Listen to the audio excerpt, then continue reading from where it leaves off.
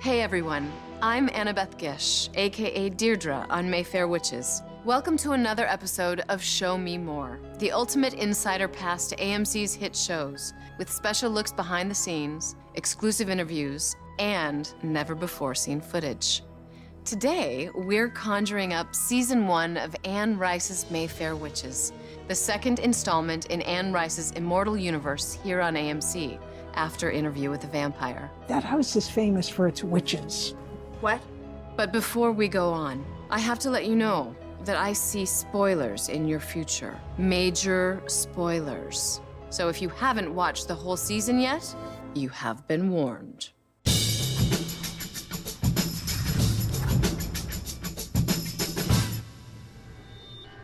As a huge fan of Anne Rice's work, it brings me so much pleasure, not only to see lives of the Mayfair Witches brought to life so beautifully, but also to have the opportunity to play a part in this show. After falling in love with the first book in the series, The Witching Hour, at 19, I felt destined to play Rowan, but getting to play her mom was a dream come true. It's just how I imagined you'd be. Even though Deirdre was tragically killed after they're finally reunited. See, I told you there would be spoilers. As a quick recap for the uninitiated, the series follows a young neurosurgeon who learns that she comes from a long line of witches and has to master her newfound powers. To make matters worse, Rowan also has to contend with an evil spirit named Lasher, who has haunted the Mayfair women for 13 generations. Lasher. You know where to find me. And then layer in some juicy dysfunctional family drama, and you have yourself one hell of a witching hour. Let's hear from my good friend and showrunner Esta Spalding about how she adapted the novels for a modern TV audience.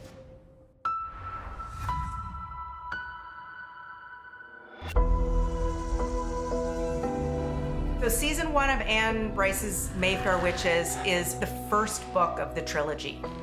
It's the book, The Witching Hour, and we couldn't contain all of it, but we gesture towards this tremendous family and world, and then we pick up on the story of Rowan Fielding and watch her kind of making this discovery that she's connected to this family.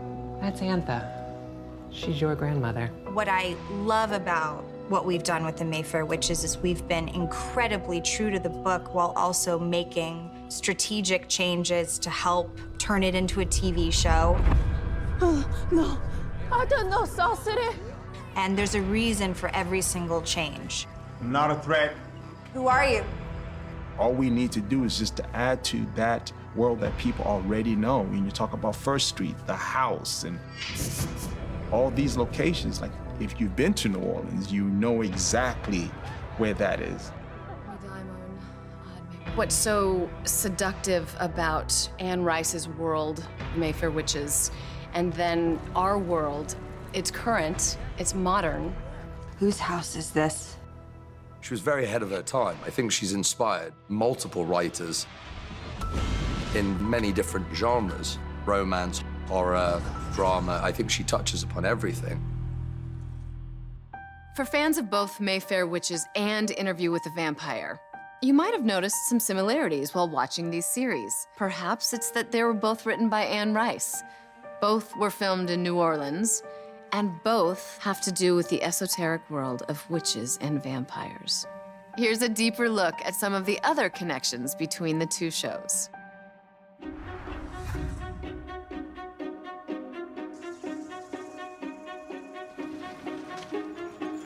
One of the things I love about the approach that AMC and the producers Grand Via are taking to Anne Rice's universe is to let each of the shows have its own distinctive aesthetic.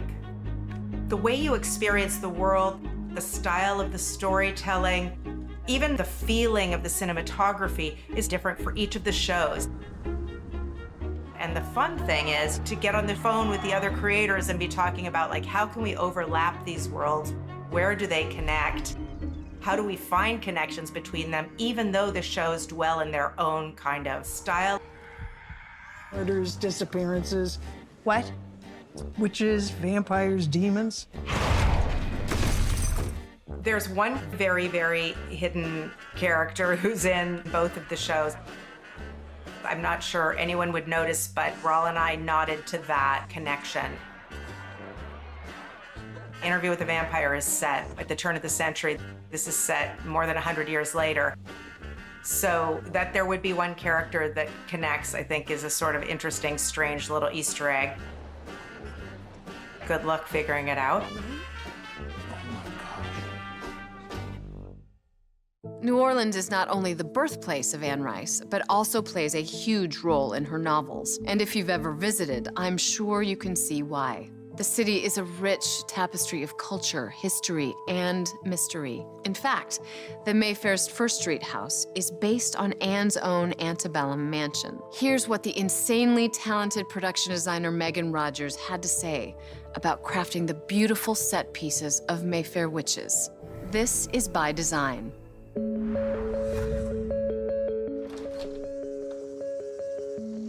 It's a huge responsibility for all of production design to recreate Anne Rice's world. The sets, the locations, every detail from the wallpaper to the furniture, it's all so incredible. Here at last, and such a delightful surprise.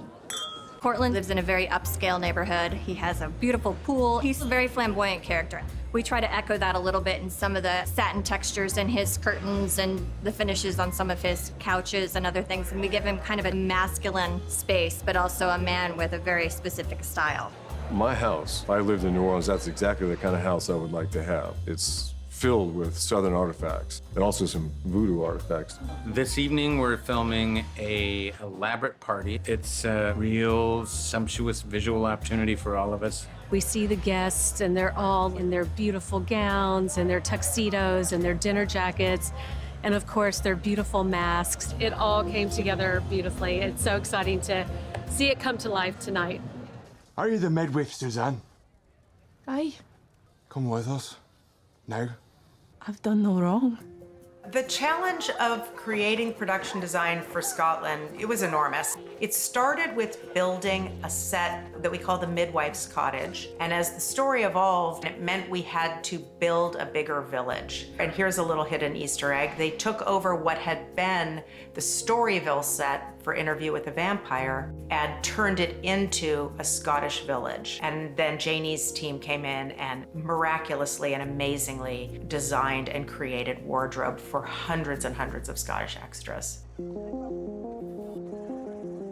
Welcome. You must be Dr. Fielding. The house that we're shooting in is about 8 blocks from the house that Anne Rice wrote the book, The Witching Hour. To be in such proximity to it is really amazing. They've actually found real houses in New Orleans to use for exteriors and some interiors, but then they've recreated the whole interior of these houses. These houses are 100 years old in some cases. So this is the foyer, leads up to our second floor. And we have our library that matches to a location here. And then we're coming into our double parlor. The inspirations for the textures and the finishes in this room really come from some of the history of the family, which we wanted to keep it rich and kind of decadent. So it's also very colorful and saturate.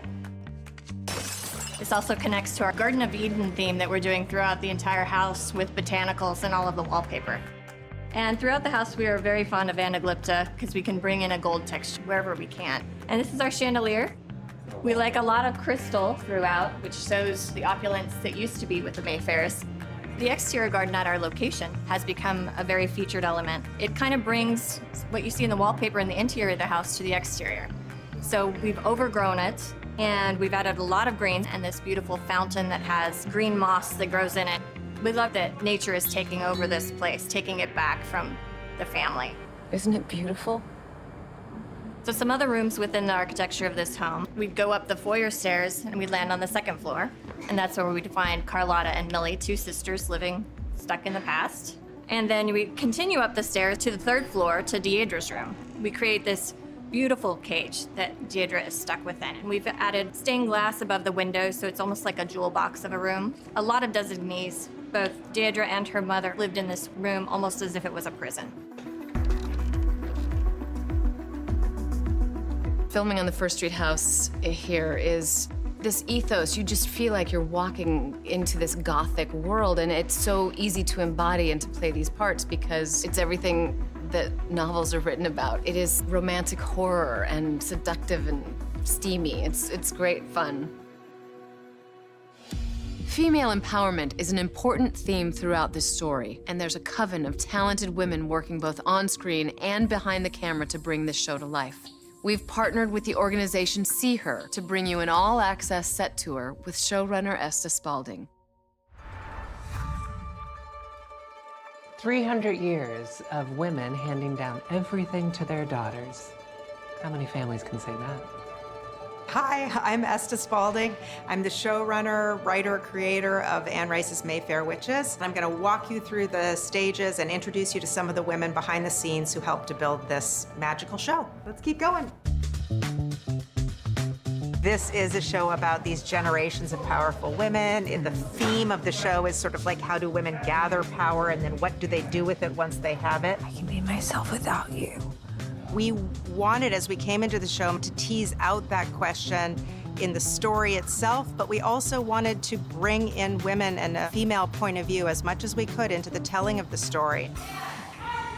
This is Megan Rogers, our production designer extraordinaire. I'm with Mel Tooker, who's our head of makeup effects. I'm with Jessica Held, who's a co-executive producer on the show. I'm with Amy Stite, who's the head of makeup, and with Jennifer Jane, who's the head of hair. This is Alexis Ostrander, who is directing the final block, episodes 107 and 108 of our first season of Mayfair Witches. Being a woman, I'm always looking at the nuance of story and then looking at it through the female lens. The theme and the power of women is embodied in a lot of the sets that we've created for the show. Throughout the house, we have a lot of feminine artwork. Everything has curves. We're kind of adding arches throughout that soft feminine line throughout the house in subtle ways. We start out with Rowan in San Francisco, and I did want her to look like a real woman, not the male fantasy. I definitely have been inspired by the women on this show. Something that you guys mentioned early on was this sense of women in power, but also what does that power look like? It's a riddle. I mean, we don't know, but it's like with this show, we can begin to ask ourselves that and begin to discover that. There are so many phenomenal women working on this show, behind the camera, in front of the camera. I just like seeing that there are women in positions of power, in all positions, and that we all have a voice, and I think that's how it should be. It's unbelievable to see the story brought to life by Anne Rice, you know, something that she dreamed up, and then to one day be standing in the space that we've all built has been really just inspiring. I loved being a part of a production that had so many women behind the magic. Speaking of magic, it's fascinating to see the making of these scenes and how the practical and visual effects come together in the finished episode. We visited with the show's visual and special effects masterminds to find out how they put the craft in witchcraft. In the Mayfair Witches, magic and the supernatural play a huge part.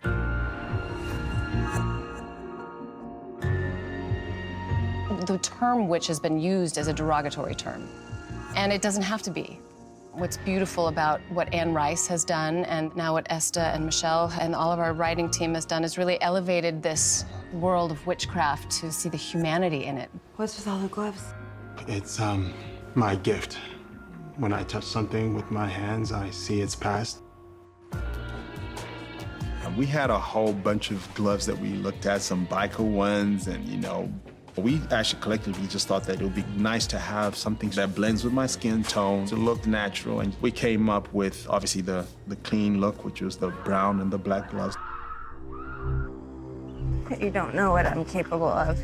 Rowan's power, it's extremely cool and it's extremely scary.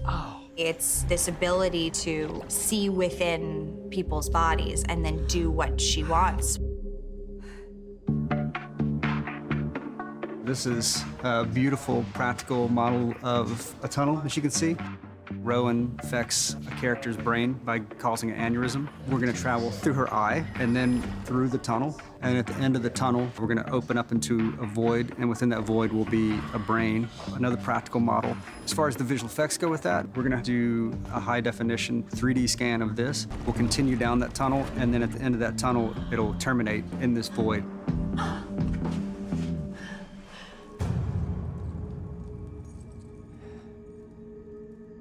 I will show you who I really am. And if you're strong enough to face this, I will be yours entirely.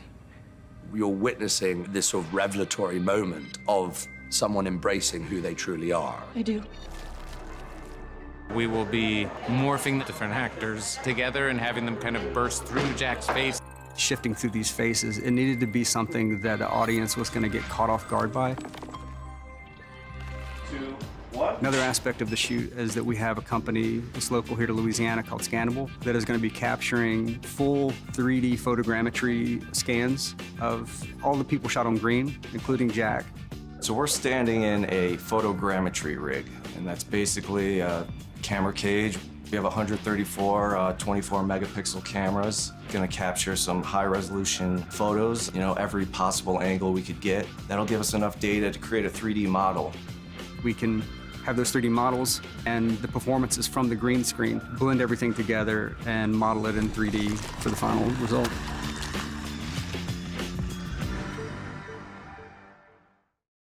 One of the coolest things about being a witch is having powers. But what if you could choose your power? I think I would choose the power to be able to read minds. Here's what members of our cast picked. Dr. Peelings made me believe in magic. She's that good. So you could say, oh, I'd love the ability to heal people and take away their pain, but there's always another side with that. That is what I would want, but I wouldn't want to have the ability to harm. I know how you're feeling. You don't have to hide that from me. There's nothing more powerful than the ability to be able to influence people for good or for bad. Healing. I could heal, probably. That'd be a good one. I think I would like to be able to fly. I have dreams about that, flying. There's something, I'm sure, very psychological about that. It wouldn't be NOLA if we didn't see costumes, dancing, and live music. And it all came together in the show's Second Line Parade, one of the city's famous traditions where revelers take the celebration to the streets after weddings and funerals. We're going behind the curtain to hear from cast and crew about how the spellbinding procession brought something very special to the show. Hi, my name is Bruce Sun Pie Barnes. I am the big chief of the Northside Skull and Bone Gang. In this episode, you're getting a real piece and slice of New Orleans, straight up. What was so exciting for us was to find the Skull and Bones gang who were willing to come and be a part of our second line and make it something that felt really distinctive to the show and to the city.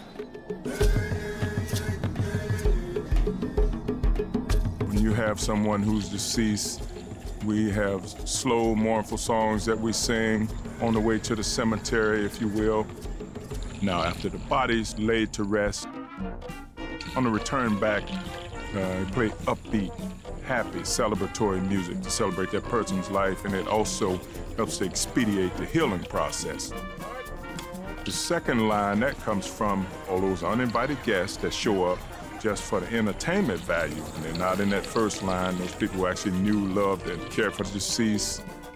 Everything that's being performed is written by them or has been carried in a tradition by their group. Skull and Bone suit is made from long johns, long handle underwear, or from sweatpants, and we paint the bones on. It's really about how you animate and what you put into the suit itself. We make these heads that are made from newspaper, and we are the literal meaning of carnival, the shedding of the flesh. We were thinking about what happens on this night when Rowan has just arrived in New Orleans. She comes upon this funeral procession. It's sort of rather abstracted and shot rather beautifully, and it's the first time Rowan and Lasher meet. Do you wear masks? No. No? Rowan's immediately drawn into him, and she gets lost to New Orleans for a night. Are you okay? It's fascinating to see all the work that goes into making the supernatural world feel authentic on television. And that scene where Lasher emerges from Deirdre's suspected killer's body is the perfect example. We explored the making of this gag with the show's incredible special effects makeup team and a few of the cast. This is a puppet head of Andy Dillon. He's our stunt coordinator, but in this scene, he is acting, playing the suspect. He will be tied and strapped to a chair, and he winds up breaking his neck.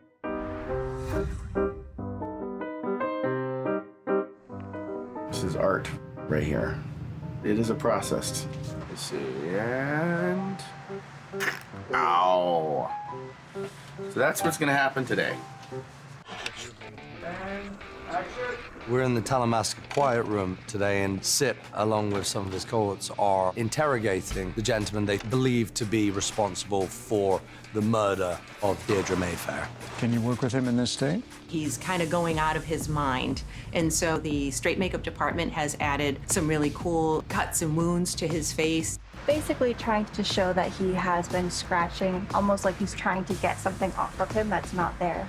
We also wanted to have his eyes very bloodshot, so there were specially made lenses to create that look. I feel half possessed already right now. Here we go. 3, 2, 1, break! This is the broken neck gag to facilitate natural motion and unnatural motion in the sense of a neck breaking and a spine popping out. The things that actors can't do in real life. The actor will come back in with a broken neck appliance that'll simulate where this gag ends, and then the Lasher character emerges from the suspect. I'll be laying there dead with this broken neck. Action! It's a really sort of pivotal moment to see how powerful, Lasher is. The scene that we're filming, I think it's the highlight for this episode, in my personal opinion. We haven't seen anything like this. Lasher was sort of described as this rather nefarious spirit. We're having to make substance of something and put it on screen, and how do we get that across? This is the Lasher possession transformation puppet. It has multiple bladders in each section of the face that are operated with a compressor, and then the rest of it's supported by my hand. We started with a live cast and then added on other faces and then massaged to a degree so that it looks naturally unnatural. For FX, we needed to line myself up with the actor in the exact position. I pull out exiting the body, and then I leave the room in a cloud of smoke. That's quite a good idea here. I like that. Okay, so... I actually did it for real because that's one of my acting talents. I said I can disappear on command. That's probably the reason they hired me.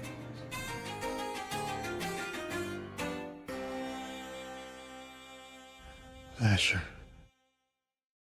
This season of Mayfair Witches has been one hell of a ride. From the character transformations to the secrets uncovered to that major plot twist. Give them to me. I know how to use them. We brought the cast and crew together to break down Rowan's decisions leading up to finally embracing her power. What's your name? Adonis. That's your real name? It's my name tonight. Rowan's relationship with Lasher is like having that boyfriend that you shouldn't be with, but you just can't stay away. He's just irresistible to her, even though he's just all wrong. He's already mine. What's different about Rowan is that she doesn't know that she's a witch when the story begins. She wasn't raised as a Mayfair. She wasn't raised to think that having this power was exactly what you should want.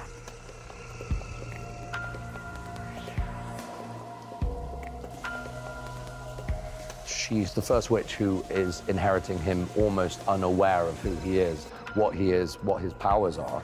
So I think it's a bit of a battle between the two of them. What are you doing? Everything that is happening here is what you want. I don't want any of this. Lasher is offering Rowan extraordinary power, but Lasher has designs of his own. He's manipulative in certain ways. And power, it's a corrupting force. Ancestors, welcome Lasher into this room so that he may be bound to another witch. When she decides that she wants nothing to do with me, and she does this sort of seance with the other witches, I think it's rather heartbreaking for both of us because it's like cutting a part of yourself out. All of this to be rid of me. Yes. He's very aware that when the time's right, she'll call for him, and she'll be the witch he always knew she could be. The most powerful of all.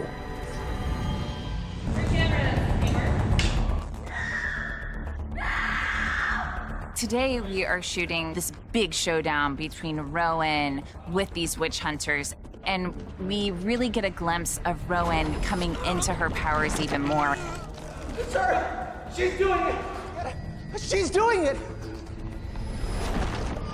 She has gone into the warehouse thinking that she can rescue Tessa and save her, and she fails. No, Tessa. Tessa dies, and in that moment where she realizes that she has not been powerful enough to save Tessa, Rowan feels furious. It's this huge moment of finally seeing Rowan use her powers, and it's terrifying. She's bloodthirsty at this point. She's not seeing clearly. What Rowan comes to understand is as much as she forces him out, she does enjoy feeling that power that Lasher brings, and it's with full force. That's sort of the journey that Rowan goes on, discovering this magical power that she has, rejecting it, trying to make it work, and being afraid of it, and then finally making the decision to embrace it. And that's when she's the most dangerous. Daimon me libera, mi daimon ad mi veni, mi daimon mi labora. I can't wait to see what happens now that Rowan has fully accepted her role as a Mayfair and the burden of Lasher. Here's what we all have to look forward to on Mayfair Witches.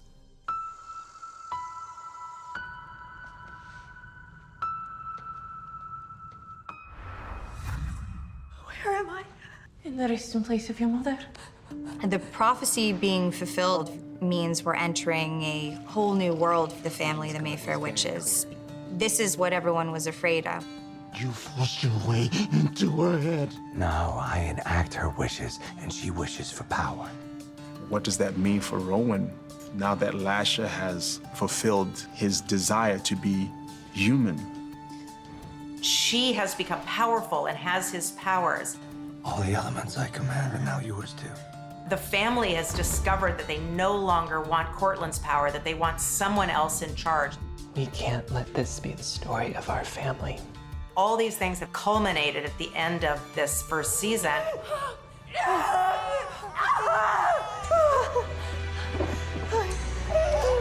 It's a very crazy, crazy story. Essentially, Sip and Rowan are my parents. So the answer to what happens next is in the second book, is in Lasher. I know what you did to my mother. And is all about what Rowan will do with this power, what Lasher will do now that he's on Earth. What did he really want? These are the questions that will have a lot of people clamoring for more. Even though my character Deirdre met her early demise, my personal excitement for the show lives on. And if, like me, your appetite for all things supernatural can never be satisfied, check out the new AMC documentary, All of Them Witches, an exploration of the history and culture of witchcraft. Now streaming on AMC Plus and AMC.com. There's something inside of me. You know you're special, don't you? Can you feel it? I was brought up practicing witchcraft. My mother is a witch. A witch is someone who stands on her own, who's powerful. There's a feminist witchcraft, and we're proud of it. Are you gonna put a spell on me? Maybe.